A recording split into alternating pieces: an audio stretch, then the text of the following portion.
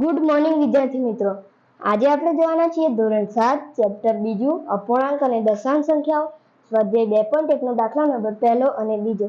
અને એ પહેલા તમે જો આના આગળના ચેપ્ટરની વિડીયો ન જોઈ હોય તો અમારી ચેનલ પર જઈને જોઈ લેવો. દાખલા નંબર 1 માં એવું કહ્યું છે કે a થી d માં દર્શાવેલી આકૃતિને અનુરૂપ જવાબ i થી iv માંથી પસંદ કરીને લખો. અહીંયા a થી d આપ્યા છે અને અહીંયા i થી iv આપ્યા છે.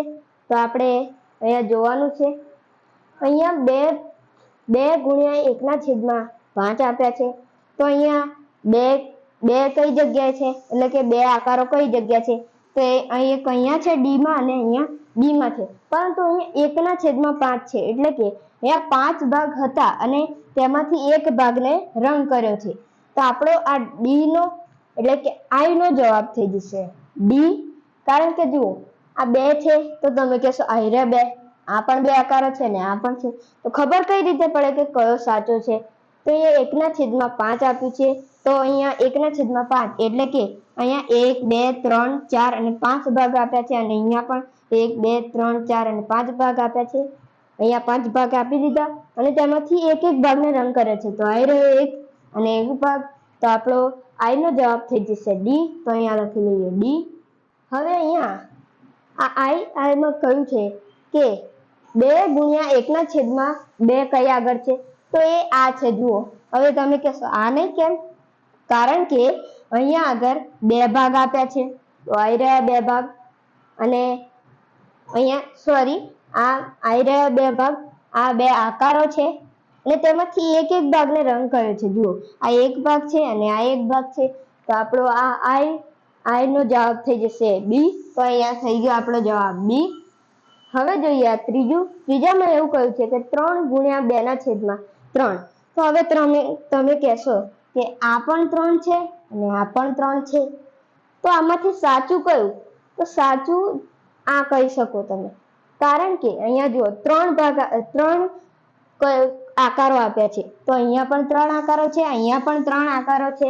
તેમાંથી 3 ભાગ પાડેલા છે. તો જુઓ 3 1 2 ને 3 ભાગ પાડેલા છે. અહીંયા પણ 1 2 ને 3 1 2 ને 3, એટલે કે દરેક આકારમાં 3 ભાગ પાડ્યા છે. તો એ આવી રહ્યા અને તેમાંથી 2 ભાગને રંગ કર્યા છે. તો 1 2 1 2 અને 1 2. તો આપણો ત્રીજાનો જવાબ થઈ જશે a. તો અહીંયા લખી લઈએ a. હવે અહીંયા ચોથામાં એવું કહ્યું છે કે 3 ગુણ્યા 1 ના છેદમાં 4. તો હવે આપણે વધીશું. તો આ જ વધ્યું છે. તો હવે ખબર કઈ રીતે પડે કે આ જ સાચું છે? તમે કહેશો હવે વધ્યું છે તો એ જ સાચું હશે ને? પરંતુ આપણે ચકાસી લઈએ. 3 આકારો આપે છે. તો 1 2 ને 3. તો અને તેના 4 ભાગ પડ્યા છે. તો 1 2 3 4 1 2 3 4 1 2 3 ને 4. તેમાંથી એક ભાગને રંગ કર્યો છે. જુઓ 1 ના છેદમાં 4. તો અહીંયા એક ભાગ, અહીંયા પણ એક ભાગ ને અહીંયા પણ એક ભાગ. તો આપણો આ ચોથાનો જવાબ થઈ જશે c. તો અહીંયા આપણો દાખલા નંબર 1 પૂરો થાય છે. વિડીયોને પોઝ કરી તે દાખલો લખી લો. હવે જોઈએ દાખલા નંબર 2. તો દાખલા નંબર 2 માં એવું કહ્યું છે કે કેટલાક ચિત્રો a થી c આપેલા છે, તેને અનુરૂપ જવાબો 1 2 અને 3 માંથી પસંદ કરીને લખો. આ 1 2 ને 3 જ કહેવાય છે. તમે કહેશો i ને i પણ આ રોમન નંબર છે એટલે અને 1 2 ને 3 જ કહેવાશે. અહીંયા પણ આપણને 3 આપ્યા છે. તો પહેલા આપણે આ i ને જોઈએ અને આ ત્રણેયને સરખું કરી લઈએ. 3 ગુણ્યા 1 ના છેદમાં 5 આપ્યા છે આપણને i માં. તો એ તમને અહીંયા કઈ દેખાય છે? હા, તો જુઓ અહીંયા બરાબરની આ સાઈડ છે. અહીંયા જુઓ 3 ગુણ્યા 1 ના છેદમાં 5. તો આ 3 છે અને તેમાંથી એક ભાગને રંગ કર્યો છે અને બરાબરની આ સાઈડ 5 ભાગ તો આપ્યા જ છે, પરંતુ તેમાંથી 3 ભાગમાં રંગ કર્યો છે. તો 1 2 અને 3. હવે તમને અહીંયા કઈ એવું દેખાય છે?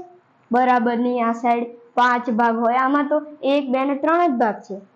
તો હવે અહીંયા જો 1 2 3 ને 4, 1 2 3 ને 4 જ ભાગ છે. તો અહીંયા 5 ભાગ છે. તો આપણા i નો જવાબ થઈ જશે c. કારણ કે જુઓ 3 ગુણ્યા 1 ના છેદમાં 5 આપ્યા છે. તો જુઓ આવી રહ્યા 3 આકારો, એમાંથી 5 ભાગ તો પાડેલા જ છે. તેમાંથી એક ભાગને ત્રણેયમાં રંગ કર્યો છે.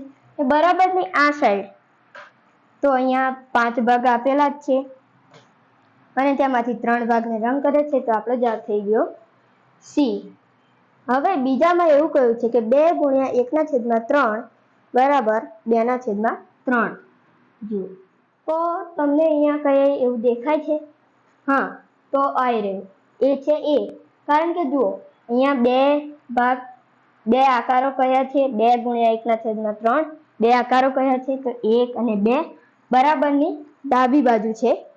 બરાબરની ડાબી બાજુ 2 ભાગ છે, એટલે કે 2 આકારો છે અને તેમાં 1/3 એટલે કે 3 ભાગ પાડ્યા છે અને તેમાંથી 1 ભાગને રંગ કર્યો છે. તો જુઓ 1 2 ને 3 1 2 ને 3. તો અહીંયા 1 ભાગમાં રંગ કર્યો છે અને બરાબરની જમણી સાઈડ એવું છે કે 2/3. તો અહીંયા 3 ભાગ તો પાડેલા જ છે અને તેમાંથી 2 ભાગને રંગ કર્યો છે. તો આપણો આ બીજાનો જવાબ થઈ જશે એ. અહીંયા લખી લઈએ આપણે એ. સરખું ના દેખાય તો કોમેન્ટ કરીને જણાવજો. તો હવે અહીંયા 3માં એવું કહ્યું છે કે 3 ગુણ્યા 1/4 બરાબર. તો વિદ્યાર્થી મિત્રો અહીંયા રકમ ખોટી લખાઈ ગઈ હતી. તો અહીંયા 2 1/4 છે.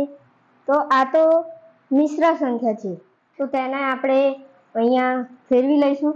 તો એને ફેરવવા માટે 4 દૂ ને 8, જે જવાબ આવે એનો આના સાથે સરવાળાનો સંબંધ છે. તો 4 દૂ ને 8, 8 ને 1 9.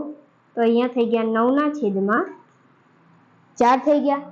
હવે જે જવાબ આવે તેનો આપણે ભાગાકાર કરી લઈએ. 9/4. તો 4 × 4 4 દૂ ને 8 4 દૂ ને 8. 9 માંથી 8 જશે તો રહેશે 1. તો અહીંયા આપણો આ થઈ ગયું છે. તો હવે આપણને એવી કઈ સંખ્યા મળી કે જેને 9/4 હોય? તો હા જુઓ અહીંયા આ બી.